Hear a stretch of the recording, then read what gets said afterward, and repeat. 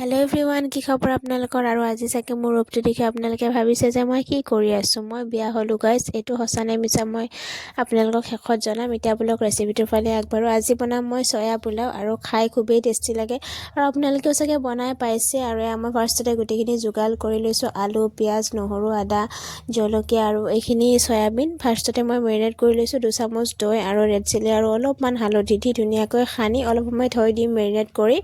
তাৰপিছতে মই গৰম কুকাৰটো বহাই দিছোঁ। তাত দি দিছোঁ অলপমান তেল আৰু তেলখিনি গৰম হোৱাৰ পিছতে দি দিছোঁ তেজপাত দুখিলা, লগতে ইলাচি 2টা।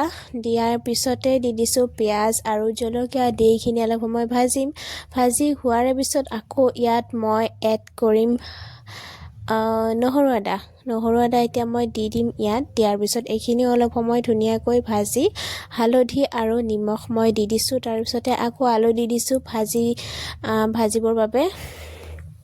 তাৰপিছতে আকৌ মই ইয়াত দি দিছোঁ অলপমান মছলা, তেতিয়াহে ভাল লাগে খাই। তাৰপিছতে চয়াবিন যি মেৰিনেট কৰিছিলোঁ সেইখিনিও দি দিলোঁ। দি অলপমান ধুনীয়াকৈ এইখিনি ভাজিছোঁ। ভজাৰ পিছতে আৰু অলপমান মই ইয়াত দি দিছোঁ জিৰা, যিটো আমি ঘৰত মানে পিচি থওঁ, ঘৰত গোটা মছলাৰ, সেয়া মই দি দিছোঁ ভাজি। তাৰপিছতে মই চাউল দি দিছোঁ। আপোনালোকে নিজৰ অনুসৰি দিব। মই 1 কাপমান দি দিছোঁ। তাৰপিছতে মই গৰম পানী দিছোঁ অলপ ভাজা হোৱাৰ পিছত। আৰু মোৰ চয়া পোলাও ৰেডি। বহুত বেছি টেষ্টি হৈছিল খাবলৈ। আৰু মই বিয়া হোৱা নাই গাইজ, জাষ্ট ৰিলৰ বাবে। আজিলৈ